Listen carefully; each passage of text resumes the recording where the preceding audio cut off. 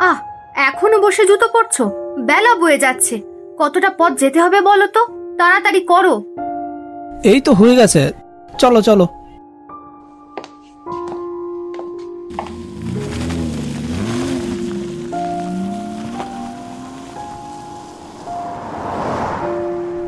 আমি স্বপন, শহরের একটি ব্যাংকে চাকরি করি। আমার স্ত্রী রিমা স্কুলের শিক্ষিকা। দুজনেই চাকরি সূত্রে যা রোজগার করি তাতে আমাদের সংসার বেশ ভালো মতনই চলে যায়। বেশ কিছু বছর ধরে শহরের বাসিন্দা হলেও আমাদের দুজনের বড় হয়ে ওঠা গ্রামেই। আমাদের জন্ম, স্কুল জীবন, প্রথম দেখা, প্রেম সবই আমাদের গ্রামের বাড়িতে। তাই তো আজও কিছুদিনের ছুটি পেলেই গ্রামে ছুটে চলে যাই। শহর ছাড়িয়ে বেশ কিছুটা পথ চলে এসেছি। আশেপাশে সবুজের আবেশ, মন ভোলানো পাখির ডাক আর সুধা মাটির গন্ধে একদম প্রাণটা জুড়িয়ে যাচ্ছে। তখন থেকে খেয়াল করছি জানালা দিয়ে রিমা বাইরে তাকিয়ে কি যেন একটা ভেবে চলেছে। বললাম, কি ম্যাডাম, মন কোথায় আপনার? বরকে পুরনো লাগছে বুঝি? আহ স্বপন, ইয়ার কি মেরো না। এখন তোমাদের বাড়িতে ঢুকলেই তোমার পরিবারের লোকজন হাজার প্রশ্ন করা শুরু করবে। বিয়ের পর 2 বছর কেটে গেল, কোল জুড়ে একটাও বাচ্চা এলো না। আমার আর আজকাল গ্রামে যেতে ভালোই লাগে না। আহ, এইসব কথা বলে এখন মন খারাপ করছো কেন বলো তো? আচ্ছা, আমি বলে দেব না হয় মাকে ওসব কথা না তুলতে। এবার খুশি তো? দেখো দেখো, আকাশটা সূর্যাস্তের রঙে কেমন রেঙে উঠেছে। গাড়িটা একটু থামাও না লক্ষ্মীটি। রাস্তার এদিকে ওদিকে দাঁড়িয়ে রিমার মন ভালো করার জন্য একটু আশেপাশে ঘুরে বেশ অনেকটাই সন্দেহ নিয়ে এসেছে। গাড়ি চালাতে চালাতে চোখটাও থেকে থেকে লেগে আসছিল। এমন সময় দেখলাম রাস্তার ধারে একটা ছোট্ট খাবার দোকান। সামনে বেশ কিছু খাটিয়া পাতা রয়েছে। দেখে মনে হলো 1 কাপ চা খেয়ে যাওয়াটা বেশ বুদ্ধিমানের কাজ হবে, ঘুমটাও কেটে যাবে। কি গো, চোখটা বেশ লেগে আসছিল বুঝলে। চলো না 1 কাপ চা খেয়ে যাওয়া যাক। অবশ্য মন্দ বলনি, এখনো তো 2 ঘন্টার রাস্তা। সেই সকালে খেয়ে বেরিয়েছি, পেটটাও কেমন চুই চুই করছে। বেশ, চলো তাহলে। খাবার দোকানের সামনে বেশ কয়েকটা খাটিয়া পেতে রাখা, তার মধ্যে একটাতে গিয়ে আরাম করে বসলাম। আশেপাশের খাটিয়াগুলোতেও ছড়িয়ে ছিটিয়ে কিছু মানুষ বসে আছে। হোটেলের ছেলেটাকে খাবারের অর্ডার দিয়ে দেখলাম রিমা কেমন যেন অদ্ভুত দৃষ্টিতে আশেপাশের লোকজনের দিকে তাকিয়ে আছে। কি গো, কি দেখছো অমন করে? লোকগুলোকে দেখো, কেমন হাড় জিরজিরে দেখতে, তাই না? এরা গ্রামের মানুষ, সারাদিন খেতে কাজকর্ম করে খেটে খুটে এসেছে, তাই এরকম মনে হচ্ছে তোমার। আমি কি বোকা নাকি? ছোটবেলা থেকে গ্রামে বড় হয়ে জানবো না গ্রামের মানুষদের কেমন দেখতে হয়? তুমি দেখো একবার তাকিয়ে, ওদের দেখে মনে হচ্ছে যেন কত বছর ধরে না খেয়ে রয়েছে। আচ্ছা ঠিক আছে ঠিক আছে, তুমি এভাবে ড্যাব ড্যাব করে তাকিয়ে থেকো না তো। ওদের চোখ পড়লে কি ভাববে বলো তো? রিমা বেজার মুখে চুপ করে বসে রইল। ইতিমধ্যে খাবার এসে পড়েছে। রমরমিয়ে কষা মাংসের সুবাস এসে পৌঁছলো নাকে, আর খিদেটাও যেন দ্বিগুণ বেড়ে গেল। কবজি ডুবিয়ে রুটি মাংস খেয়ে চায়ে চুমুক দিতে দিতে কাউন্টারে গেলাম টাকা দিতে। এত রাতে কোথায় যাওয়া হচ্ছে? আমাদের গ্রামের বাড়ি। কথা বলতে বলতে পেছনে ঘুরে তাকিয়ে দেখি পাশে রিমা নেই। দেখলাম কিছুটা দূরে একটা খাটিয়ার উপর বসে রয়েছে সে। চোখ মুখের অবস্থা দেখে মনে হচ্ছিল তার শরীরটা যেন খুব একটা ভালো নেই। তাড়াতাড়ি ছুটে গেলাম তার কাছে। বললাম, কি ব্যাপার রিমা, কি হয়েছে তোমার? জানি না গো, মাথাটা হঠাৎ করে কেমন যেন ঘুরে উঠল।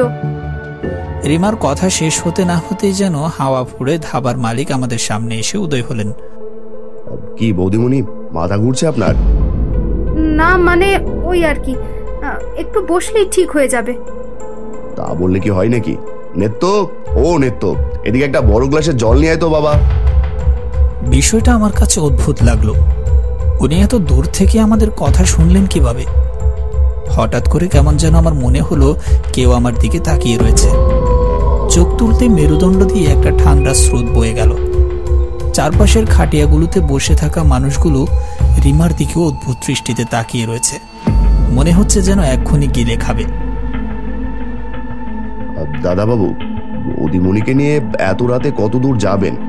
10 মিনিট দূরেই আমার গ্রাম জীবনপুর। আজ রাতটা না হয় আমার বাড়িতেই বিশ্রাম করেন, কাল সকালে নিজের গ্রামে যাবেন। আহা, না না, আমার এখন অনেকটাই ভালো লাগছে। শুনছো, এবার যাওয়া যাক। হ্যাঁ হ্যাঁ, চলো চলো, অনেক রাত হলো। ধন্যবাদ দাদা আপনাকে।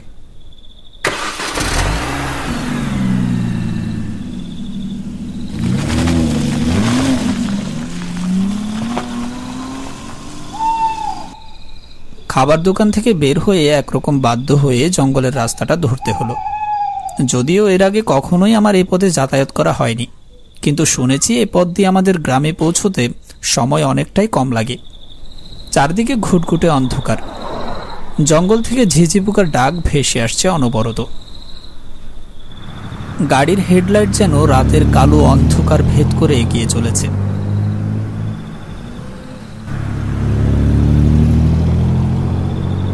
হঠাৎ যেন অন্ধকার ফুলে গাড়ির সামনে এসে উদয় হলো একটা লোক। রিমা চেঁচিয়ে উঠল, আরে দেখে দেখে, ওটা কে? যাও যাও, দেখো গিয়ে কারো চোট লাগলো কিনা। গাড়ি থেকে হন্তদন্ত হয়ে নেমে পড়লাম। হেডলাইটের আলোয় দেখতে পেলাম চুল উস্কো কুস্কো, গালে অনেক দিনের না কামানো দাড়ি। রাস্তার একপাশে বসে হাঁপাচ্ছে মানুষটা। দেখে মনে হচ্ছে পায়ে বেশ ভালোই চোট লেগেছে। বললাম, তা আপনার লেগেছে কি? এভাবে এত অন্ধকারে রাস্তার মাঝখান দিয়ে কেউ চলে? দেখি কোথায় লেগেছে। লোকটা হঠাৎই আমার দিকে তাকিয়ে চেঁচাতে শুরু করে, যাস না, যাস না, এই রাস্তায় যাস না, এক্ষুনি মারা পড়বি, এক্ষুনি মারা পড়বি, আজ তোর শেষ রাত। লোকটার এমন আচরণ দেখে রিমাও ভয় পেয়ে যায়। বলল, লোকটার মনে হয় মাথা টাথা খারাপ। আর দাঁড়িয়ে থেকো না এখানে, চলো চলো, তাড়াতাড়ি চলো। যাস না, যাস না বলছি, প্রাণে বাঁচতে চাইলে ফেরত যা। গাড়িতে চটজলদি বসে গাড়ি স্টার্ট দিলাম। এমন উম্মাদের হাতে রাত দুপুরে পড়াটা সুবিধের নয়। লোকটা জোরে জোরে জানালায় আঘাত করতে থাকলো। দ্রুত গাড়ি চালিয়ে সেখান থেকে বেরিয়ে গেলাম। লোকটার চিৎকার আস্তে হতে হতে লোকটার মতোই অন্ধকারে মিলিয়ে গেল। বাবা, যা পাগলের পাল্লায় পড়েছিলাম। এত রাতে লোকটাই বন জঙ্গলে কি করছিল বলো তো? পাগল মানুষ তো, ঘর দুয়ারের কোনো ঠিক ঠিকানা নেই। কোথায় থাকে, কোথায় শোয়, তার কোনো ঠিক আছে নাকি? কথার মাঝখানে গাড়িটা একটা বিদঘুটে শব্দ করে থেমে গেল। অনেক চেষ্টা করেও কিছুতেই আর স্টার্ট করতে পারলাম না। বনেট খুলে যখনই দেখতে গেলাম, অমনি একরাশ কালো ধোঁয়া আমার মুখে এসে ঝাপটা দিল। ইস, কি হলো গো হঠাৎ? দেখে তো সুবিধের মনে হচ্ছে না। বুঝতে পারছি না, ইঞ্জিনে বোধহয় কোনো একটা প্রবলেম হয়েছে। হে ভগবান, এবার কি হবে? এত রাত হয়েছে, চারদিক থেকে বন্য জানোয়ারদের আওয়াজ আসছে। এবার আমরা কোথায় যাব? তুমি এত ভয় পাচ্ছ কেন? যাও, গাড়ি থেকে গিয়ে টর্চটা নিয়ে এসো। যা অন্ধকার, কিছুই দেখা যাচ্ছে না। রিমাকে সান্ত্বনা দিলেও আমার বুকের ভেতরটা কেমন কেঁপে উঠছে। অচেনা জায়গা, আশেপাশে কোনো মানুষ তো দূরের কথা, একটা কুকুরেরও দেখা নেই। থেকে থেকে খালি ভেসে আসছে রাতচরা জন্তুদের আর্তনাদ।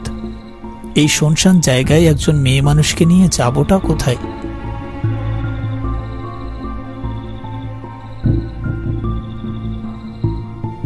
রিমা টর্চ নিয়ে এসে এদিকে ওদিকে আলো ফেলে।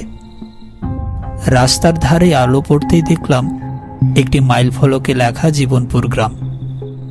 ওই দেখো, মনে হচ্ছে কাছাকাছি কোনো গ্রাম রয়েছে। জীবনপুর, এই নামটাই সেই খাবারের দোকানের ভদ্রলোক বলেছিলেন না? আরে হ্যাঁ, ঠিক বলেছ তো। গ্রাম যখন আছে তখন এখানে নিশ্চয়ই গাড়ি সারানোর জন্য কাউকে পেয়ে যাব। কিন্তু কোন দিক দিয়ে যাব বলো দেখি। এই তো দেখো, বোর্ডের পাশ দিয়ে একটা কাঁচা রাস্তা চলে গিয়েছে। রাস্তার উপরে অনেক দূরে টিমটিম করে একটা আলোর রেখাও দেখতে পাচ্ছি। গ্রামটা খুব সম্ভবত ওদিকেই। আচ্ছা চলো, গিয়েই একবার দেখা যাক। কাঁচা রাস্তা ধরে কিছুটা এগিয়ে যেতেই গ্রাম শুরু হলো। কিন্তু এ কেমন গ্রাম? চারদিকে কোনো জনমানুষের চিহ্ন নেই, শুধু আশেপাশে কিছু ঘর বাড়ি রয়েছে। কিন্তু সে বাড়িগুলোর একটাতেও কোনো আলো জ্বলছে না। পুরো গ্রামটা যেন নিচ্ছিদ্র অন্ধকারে ডুবে রয়েছে। দূর থেকে দেখা আলোর শেখাটা অনুসরণ করে এগিয়ে চললাম।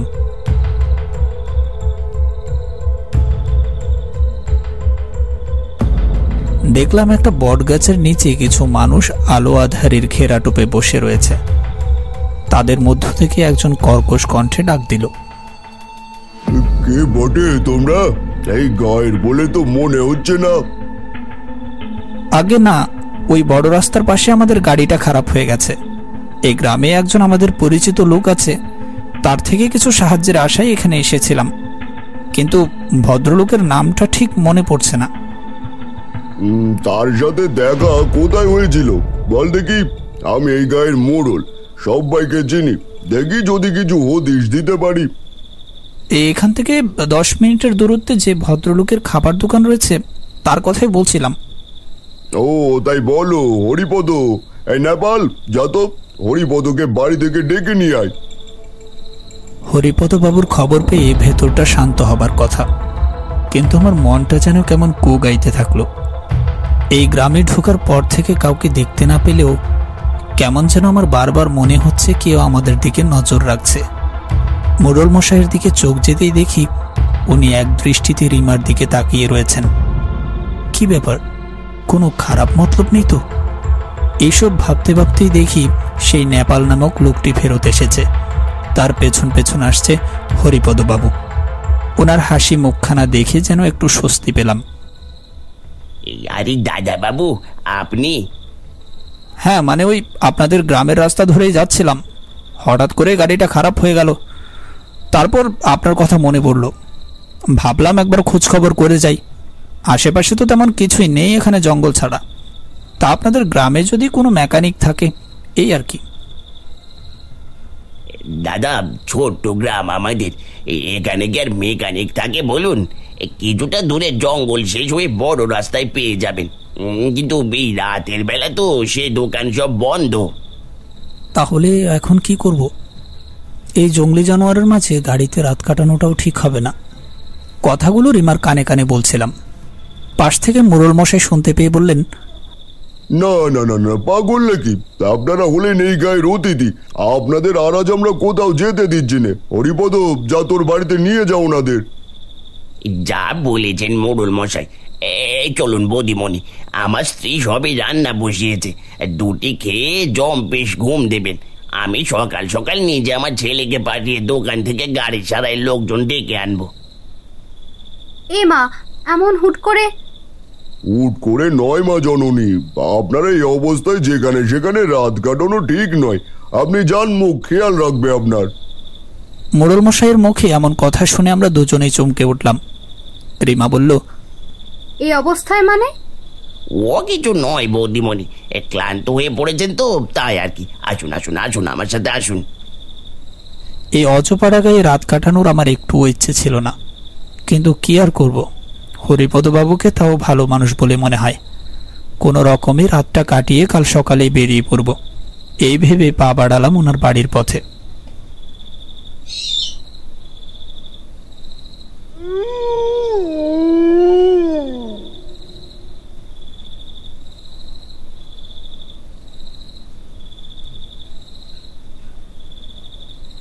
আসুন, এই হলো আমার বাড়ি।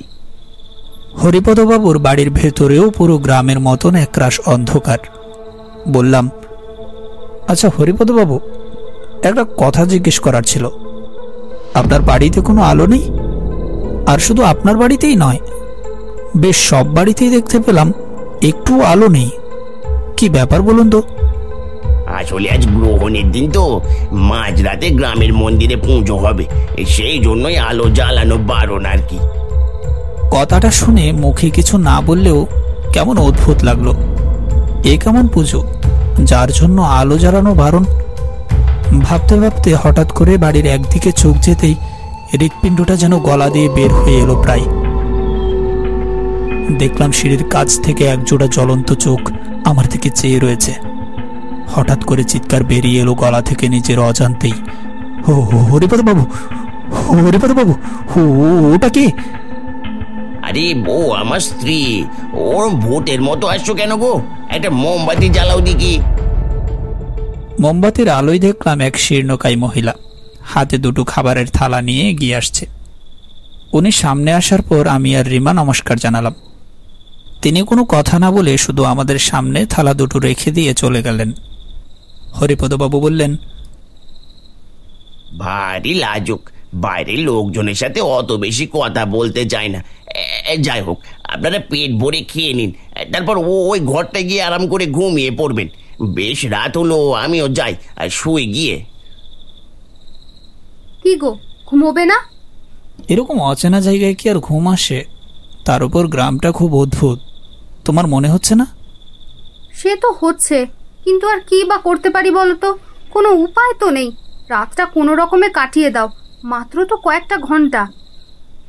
রিমার কথা শুনে এসে বিছানায় শুতেই চোখ লেগে আসলো। সারাদিনে এতটা পথ গাড়ি চালিয়ে এসে দখল তো আর কম হয়নি। সব চিন্তা ভাবনা ছেড়ে কিছুক্ষণের জন্য তলিয়ে গেলাম ঘুমের রাজ্যে।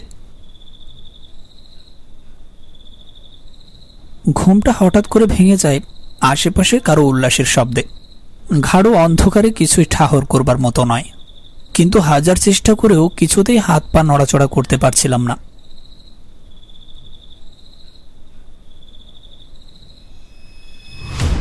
অল্প আলোয় চোখ সয়ে আসতে বুঝতে পারলাম আমাকে আর রিমাকে কারা যেন শক্ত করে গাছের সাথে বেঁধে রেখেছে। রিমা, এইসব কি? কোথায় আমরা? জানি না, কিচ্ছু জানি না। ঘুম থেকে উঠে দেখি আমাদের এই অবস্থা। বাঁচাও, বাঁচাও, কে কোথায় আছো? বাঁচাও। রিমার গলার শব্দ শুনে চারিদিকে একটা অমানসিক হাসির শব্দ উঠল। হঠাৎ দেখলাম গ্রামের মুরল আর বাকি লোকজন অন্ধকার ফুঁড়ে আমাদের সামনে উদয় হলো। হরিপদ, তার স্ত্রী, নেপাল, সবাই এই ভিড়ে সামিল, আর সবার চোখে একটা পাশবিক লালসা। দেখুন, আমাদের দয়া করে ছেড়ে দিন। আমরা তো আপনাদের কোনো ক্ষতি করিনি। আমাদের কাছে তেমন টাকা পয়সাও নেই। যেতে দিন, আমাদের যা আছে সব নিয়ে নিন, কিন্তু ছেড়ে দিন। রিমার কথাগুলো শুনে সবাই হেসে ওঠে। হঠাৎ দেখি তাদের মুখ আর শরীর থেকে রক্ত মাংস গলে গলে পড়ছে। ধীরে ধীরে আলো আধারিত মানুষগুলো নিমিষের মধ্যে কঙ্কালে পরিণত হলো। এদিকে আমরা এতটাই ভয় পেয়ে গিয়েছি যে চিৎকার করতে চাইলেও গলা দিয়ে কোনো আওয়াজ বের হচ্ছে না। ছেড়ে দেব? শোনো দেখি জেলের কথা। আজ কতদিন পর পোয়াতিমের তাজা মাংস খেতে পারবো, আর তুই বলছিস ছেড়ে দেব? পোয়াতি? না না, আপনার কোথাও ভুল হচ্ছে। ওটি আমাদের হয়নি গো বৌদিমণি। সেই যখন দোকানে তোমার মাথা ঘুরলো তখনই বুঝেছিল। আমার খদ্দেররাও সবাই সেই থেকে তোমাদের পথ চেয়ে আছে। হরিপদ, এত বক বক করিস না তো, বড্ড খিদে পেয়েছে। কই গো, শুরু করা যাক তবে। একটা কঙ্কাল আমাদের দিকে ধীরে ধীরে হাত বাড়াতে থাকলো। এমন সময় সেই অশরীরগুলোর উপর কে যেন ছিটিয়ে দিল একরাশ বালি। আর্তনাদ করতে করতে তারা যেন গুড়িয়ে গিয়ে হাওয়ায় মিলিয়ে গেল। একটা মশাল নিয়ে এক ছায়া মূর্তি এগিয়ে এলো আমাদের দিকে। আমরা দুজনে চমকে উঠলাম। এ তো সেই রাস্তার পাগল লোকটা। বললাম, আপনি আপনি এখানে? আমি পাশের গ্রামে থাকি, পেশায় আমি ওঝা। আপনারা এই রাস্তায় আগে আসেননি বুঝি? আপনাদের ভাগ্য ভালো যে আমার সাথে দেখা হয়েছিল। এই গ্রামে আজ থেকে 20 বছর আগে দুর্ভিক্ষ দেখা দেয়। পুরো গ্রামে সবাই না খেতে পেয়ে খুব দুর্ভাগ্যজনকভাবে মারা যায়। সেই তবে থেকে তাদের অতৃপ্ত আত্মারা এই জীবনপুর গ্রামের আধারে বাসা বেঁধে থাকে, নতুন খাবারের অপেক্ষায়। যাই হোক, সকাল প্রায় হয়ে এলো। চলুন দেখি আপনাদের মেকানিকের দোকানে নিয়ে যাওয়ার জন্য একটা ভ্যান জোগাড় হয় কিনা। আমরা দুজনে হেঁটে চললাম লোকটির পিছু পিছু। রাতের শেষ প্রহর, চারপাশে একটা শীতল হাওয়া। ক্লান্ত শরীরে হেঁটে চলেছি আমরা তিনজন। এখনো রাতের ভয়াবহতার ছাপ চেহারায় স্পষ্ট।